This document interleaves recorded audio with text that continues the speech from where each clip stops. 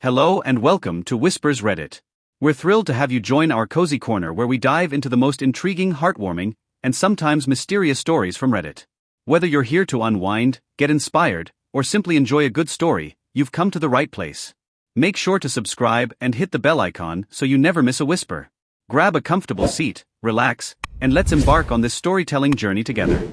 Thank you for being part of our community. Let's get started. There have been other times over the years when I felt ignored, like birthdays when Mark would receive the expensive present while I received something useful like new socks or a coat, or vacations when his family received all the attention while I sat quietly on the sidelines. It didn't matter, I told myself, assuming that was just the case. My family always depended on me financially, but when I stopped helping, they turned me into the villain. After years of providing for them, I was expelled and accused of being selfish. Parental nature and the fact that I had always been independent and didn't need the attention or the publicity changed even more after Mark married Becky and had his first son, Jason. Mark was no longer just the favorite, he was the one who brought us grandchildren, who could now proudly call themselves grandparents. My parents were overjoyed, feeling as though their lives had been fulfilled, but I couldn't help but feel a little invisible in my own family. I was happy for him, but I chose to ignore it. As I've always told myself, family helps family. This is where things started to go wrong. At the end of the previous year, Mark lost his job, and his company was among the first to close when the small retail chain he worked for started closing its locations. It was terrible, and I truly felt bad for him. I remember Becky crying when she called my parents, worried about how they would make ends meet on her meager part-time bakery salary. They were devastated to lose Mark's paycheck because, shocking as it may seem, he wasn't the best with. It may seem reasonable on paper that families stay together through difficult times and that they have room, but my parents' solution was to ask him Becky and their 2 kids to move in with them instead of helping him come up with a workable plan to get back on his feet. The space they so kindly offered was mine, and that was the problem. It happened on a Sunday evening after I had just returned from a long work trip, exhausted, and all I wanted was a bed and a shower. I could tell something wasn't right the moment I went.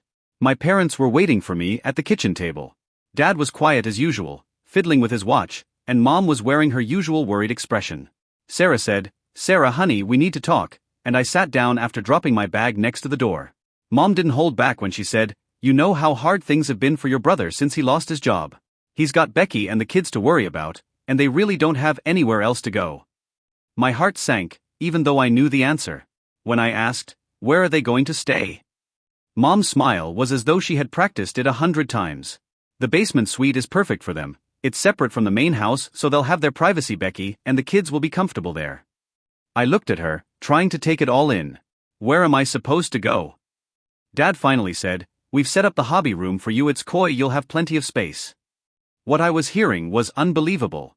Mom became defensive in her tone, saying, "It's only temporary, Sarah, and this is our house and we need to make decisions that benefit the family as a whole. You'll be fine in the hobby room for now." It was an old-fashioned statement, it's our house. I sat there in shock as the conversation came to an end. The glorified closet, the hobby room, contained Mom's sewing machine, containers of seasonal decorations, half-finished projects, and stacks of fabric. It wasn't a bedroom at all. That evening, I packed up my laptop, clothes and toiletries and looked at my tiny suite in the basement, which I had turned into my home in recent years. It was mine, even though it wasn't perfect. I had my favorite scented candles, cozy blankets on the couch, and bookshelves full of literature. My parents congratulated themselves on their generosity and helpfulness, and I wasn't a big argue about why, but Mark was moving in, and neither my comfort nor my space mattered. I knew by the next morning that I couldn't stay, so I came up with a plan. They put Mark and his family away from me now to make room for them, and they didn't even ask what I thought was the worst part. It was decided for me as if my opinions were totally irrelevant. There was no discussion, no family get-together, and no Sarah. How do you feel about this? Not in the hobby room, not in a house where I was clearly only a supporting character in someone else's story. My parents didn't seem interested in my plan when I told them about it, and the real trouble didn't start until I left, even though Mom said, "If that's what you need to do," but it was less expensive than buying food and paying $1,600 for a property I no longer even lived in. It also included calm and tranquility, 2 things I really needed. 2 days into my vacation at the resort, my phone buzzed, and it was Mom's message, "Hey Sarah, where's the money for rent? We're relying on it to help support Mark and the kids this month," so I was speechless when I looked at the letter. She couldn't be serious, so I called her back, and we had a conversation that went something like, "Mom, I don't live there anymore. Why would I pay rent because we're still a family, Sarah? You know we're all in a bind right now and Mark needs that space more than you do, but you gave away my space. I'm not even there at that point. Dad's voice was firmer than usual. You can't just leave your family hanging like this. Mark called and added his voice, saying, Sarah, you don't understand, I have a family to take care of, you don't need the space like we do. I lost my temper. When you had your job, did you ever send mom and dad money to help out? No, you spent it all on yourself. So why am I supposed to bail you out now that temporarily? We raised you better than that, talking to a wall. They insisted on the same thing no matter what I said. I was selfish, leaving my family behind, and I had a responsibility to Mark's problems. At that point, I realized that this was no longer about supporting my family. Rather, it was about control. They betrayed me after I refused to play a part they had never asked me to play out of guilt, so I sent mom $400 for food, but that was the only reason I was able to keep everything together for years, taking care of my parents, making the payments, and being the responsible one. I was shaking with rage by the time the call ended. I had no idea how far my parents and the rest of my family would go to keep me in line, even though I felt the guilt trip during that first phone call. I had no idea that this was just the beginning, and that my determination to defend myself would rock the entire family. I would never have encountered such a strong reaction after I refused to continue paying for a place I no longer occupied, and things quickly fell apart. The Florida Key all-inclusive resort was supposed to be my haven, a place where I could unwind and clear my head. I wasn't paying $1,600 a month for a basement suite from which I had been kicked out because, for once, everything I needed was in the tiny bungalow I rented, including delicious meals, a view of the pool, and most importantly, tranquility, something I had been craving but hadn't even realized was possible. However, that tranquility was fleeting because on the third day, my phone was ringing non-stop with missed calls and texts. Since my parents were relentless, it was clear that Mark had joined their campaign to wear me down.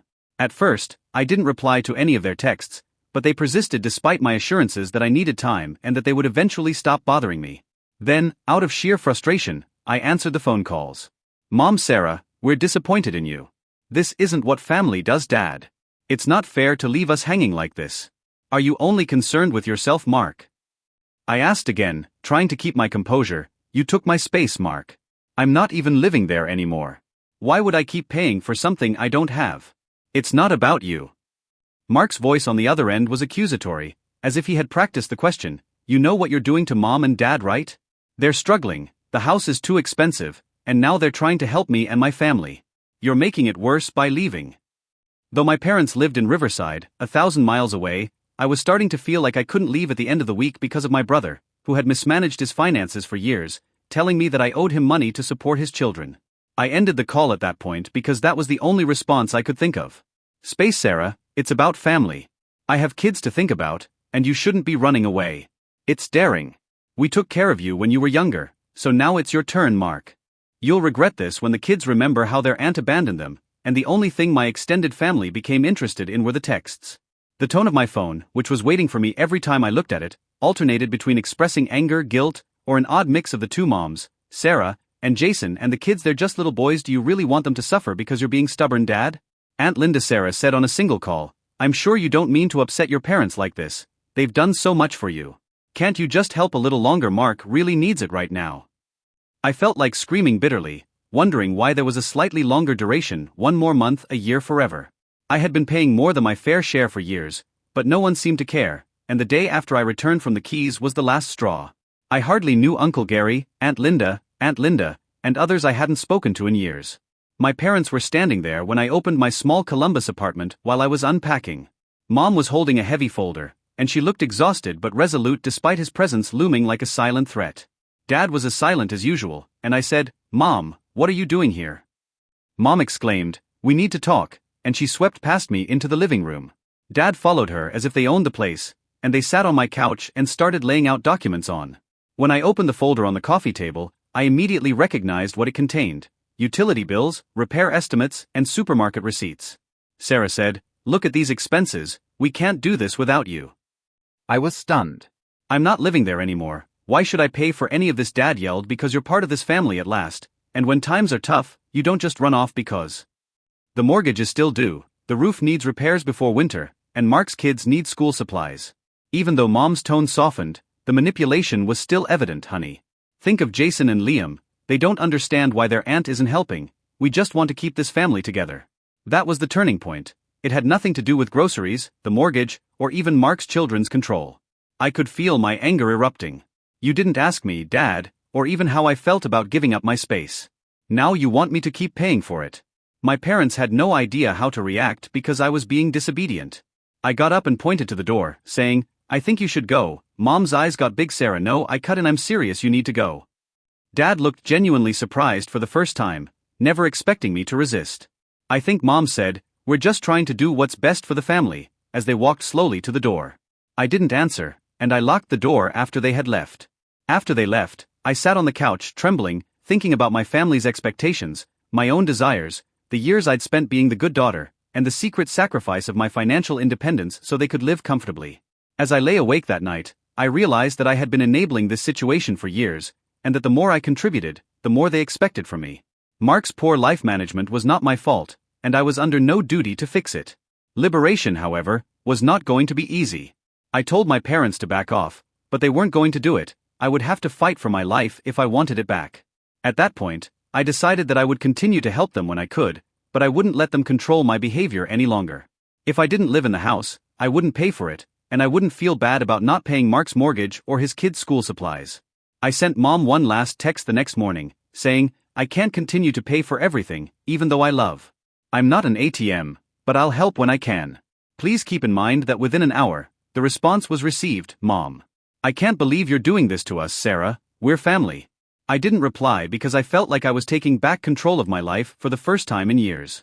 I thought I had seen the worst of it, and maybe they would give me some breathing room after my parents' unexpected visit and the barrage of guilt-tripping texts. However, I was misunderstood in my family.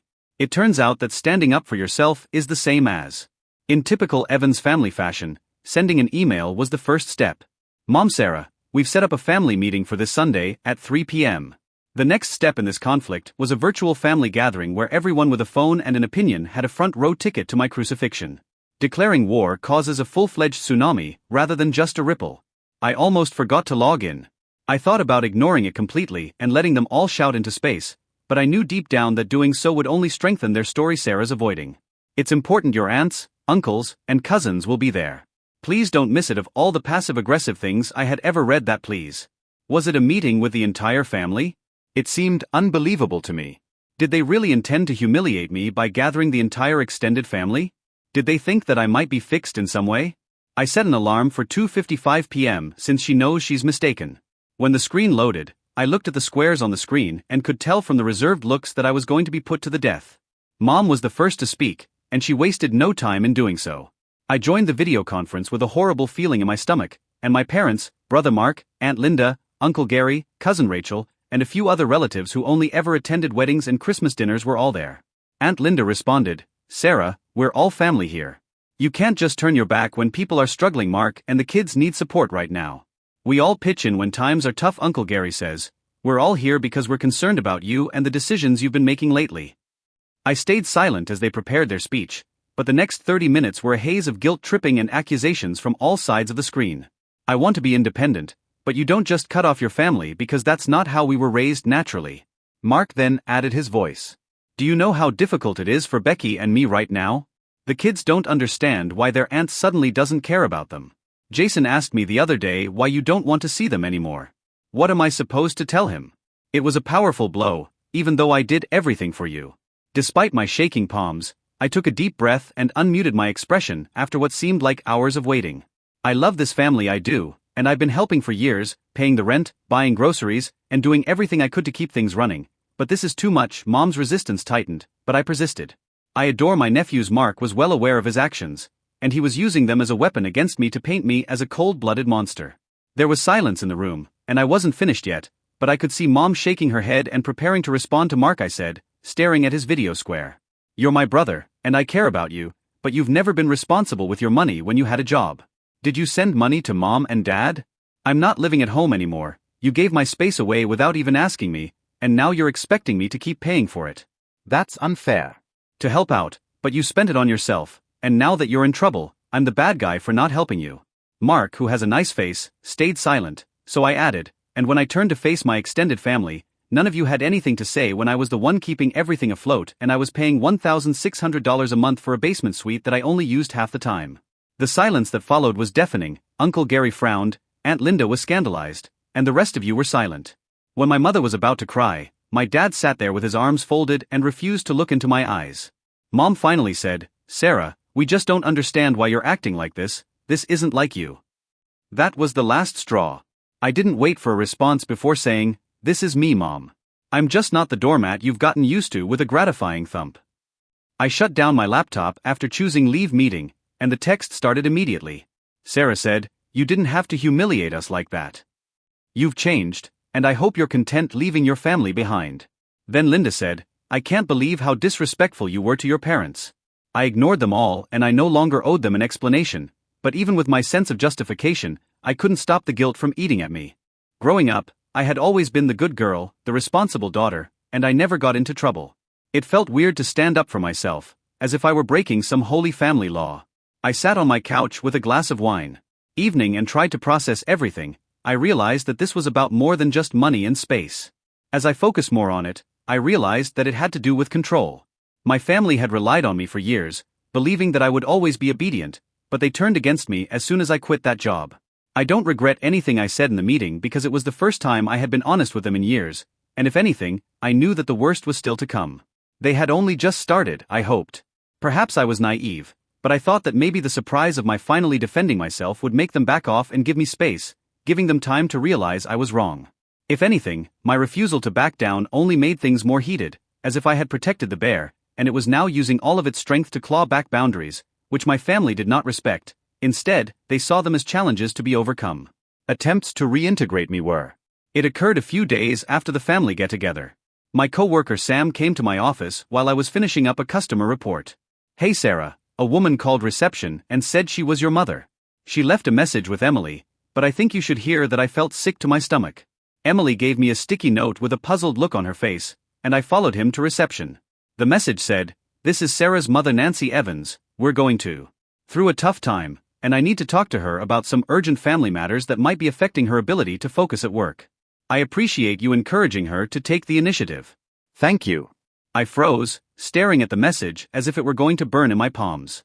My mother had called my workplace, not to check on me or to report an emergency, but to leave a note suggesting that I wasn't doing my part to support the family. I was so embarrassed and angry that I crumpled up the message, my face burning. Sam gave me an awkward smile and said, "Oh, everything is fine, just family stuff." But as soon as I got home that evening, I called my mother. "Why would you call my work, Mom? That's totally inappropriate." She sounded upset, as if I were the one being unfair.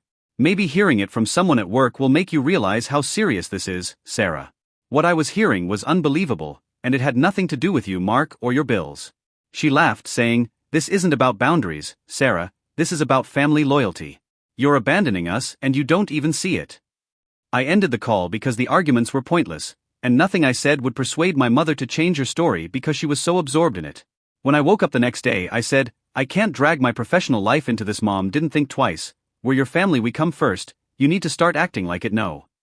Was flooded with alerts, and without even checking my phone, I knew who it was. My brother Mark had posted something on Facebook, but it was vague enough to arouse sympathy without giving any details. "Mark Evans, you find your true family during difficult times when it's inconvenient for them. Some people lose track of their origins, even though we're trying our hardest. It's difficult when some people refuse to help." The comments poured in. "Mark, keep going, you're capable, your family is the most important thing one day, whoever is. Disappointing, you will come to regret it, toxic people are not needed in your life, and you should focus on your beautiful family." However, the best part was when Mark sent out a direct message to Mark Jason, who was always asking why you stopped coming and if I told him that his aunt didn't care about him. I sat there staring at my phone, feeling both sad and angry because I loved Mark's kids and hated the way he used them against me, but I also knew that this was typical of Mark. I was enjoying some rare quiet time that Saturday morning while drinking coffee when someone knocked on my door. I looked through the peephole and my heart fell when I saw that it was my mom and dad standing on my porch, Mom holding a manila envelope. I considered not answering, knowing they wouldn't go, but I might have pretended I wasn't home. Behavior: play the victim, elicit pity, and paint me as the bad guy.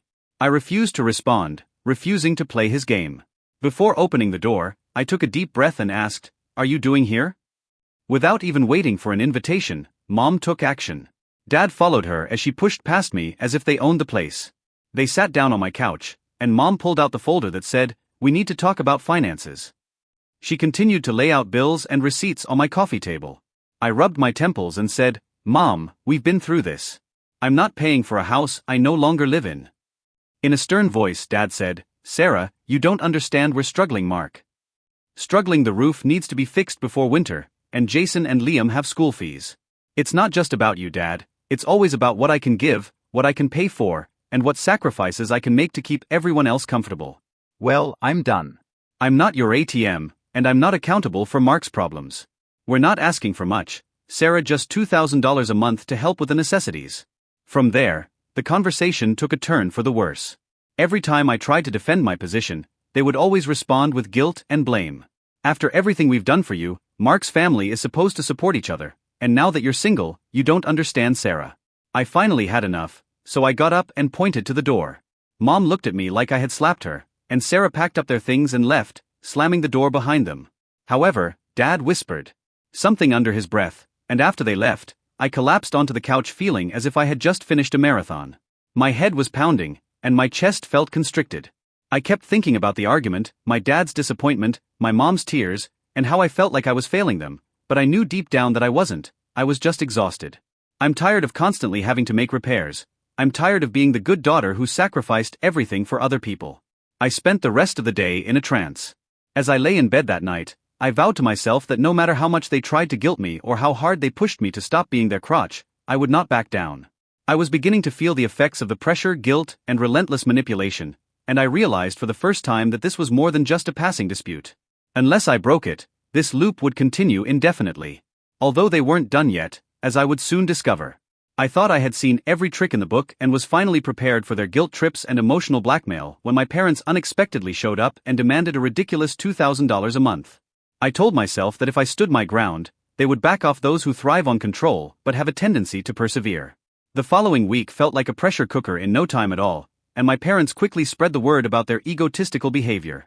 My Uncle Gary, who always kept the peace in the family, said, Sarah, your mom called me crying, she's heartbroken about everything that's happening. I get that you're upset, but can't you just compromise? A little family is more important than pride. I tightened my jaw as I stared at my phone, wondering how pride had gotten so far. My daughter leaving them when they needed her most was the first thing that made me realize how far they had gone. My cousin Rachel, who likes to stick her nose where it doesn't belong, sent me a note saying, I don't mean to be impolite, but this is a little ridiculous. Are you simply allowing your brother and his children to suffer, Sarah? It's chilly. I didn't think you were that way, but whatever the truth was, my parents had made up a story that made me the bad guy, the one who had abandoned her family, and the one who was more. They made me the black sheep overnight because they were more worried about money than their depressed brother and his defenseless children, and it worked naturally. My brother Mark saw an opportunity to fan the flames by posting more frequently and sharply on social media. Some people claim to care about their family, but when things get tough, they disappear. Mark wrote on Facebook, even if it means bearing this burden alone, I'll stop at nothing to ensure my children are happy. My phone buzzed with a notice from a group chat that my cousins and I were sharing, and I, ignoring it until Rachel posted a screenshot of Mark's most recent message with the words, Yikes, he's talking about you, isn't he? His friends and random acquaintances flooded the comments with support and sympathy, but no one knew the truth and Mark didn't care. The humiliation was unbearable to me. Mark knew exactly what he was doing, portraying himself as the father who never gives up the struggling hero and me as the cold-hearted selfish sister who refused to help my mother. Just when I thought things couldn't get worse, on Tuesday morning when my boss Tom knocked on my office door while I was in the middle of a conference call. Tom was uncomfortable and asked if I could talk to you for a moment. Sarah's fear took hold of me as I nodded and muted my phone. Tom then closed the door behind him and sat down across from me. Your mom called the office again, he added carefully, not speaking to me directly but leaving a message with reception. My face flushed with shame. I'm really sorry, I'll take care of it. It's okay, Tom said, raising his hand. Things came up, and I wanted to make sure that everything was okay. Please let me know if you need time off for any reason. I replied sharply, there's nothing going on, and I detest the fact that my mother brought my work life into her mess. I'll make sure it doesn't happen again. I went on with my work because it was the only place I'd managed to keep apart from my family's crazy behavior, and now she was invading it too. Tom nodded and left, but the damage was done, and I felt embarrassed and stood at my desk for a while, staring blankly.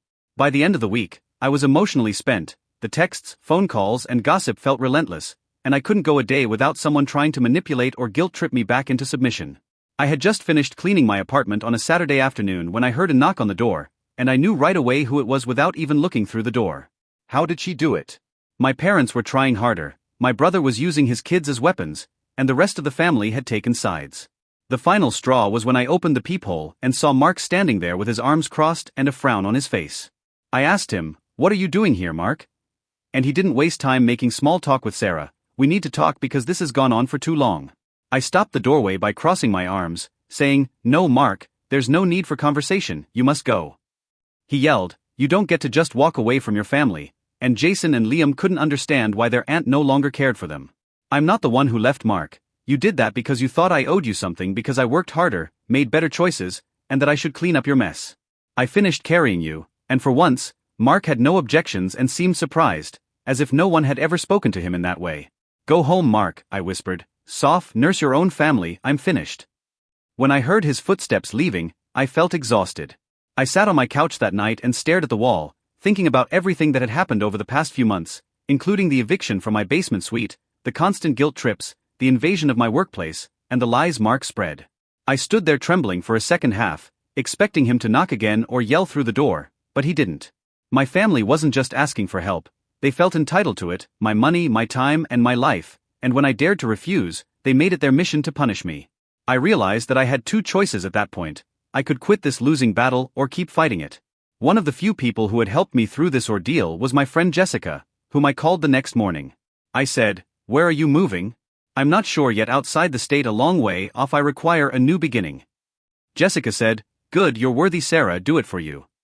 I then started the process of applying for a job over the next 2 weeks. On the day I packed up my car and left Columbus, I left a brief letter on the kitchen table at my previous residence, but I kept it a secret from both Mark and my parents. "I can't continue living this way even though I love you one day. I hope you'll understand, but I'm not sure if they ever will." I transferred within my organization and started looking for apartments in Charlotte, North Carolina, a city I had always wanted to visit because it was close enough to provide me with space without making me feel like I was fleeing. The kilometers behind me made it clear to me that I was choosing myself, and for once that was sufficient rather than running away. Thank you for watching, and if you haven't subscribed yet, please do so and hit the notification bell to stay. As I drove down the highway toward Charlotte, I felt a strange range of emotions, including relief, anger for the way my family treated me, and grief for the family I had to leave behind for the first time in years. I felt free from obligations that weren't mine, free from guilt, and free to start over. Updated with more startling true tales that are occurring in your community.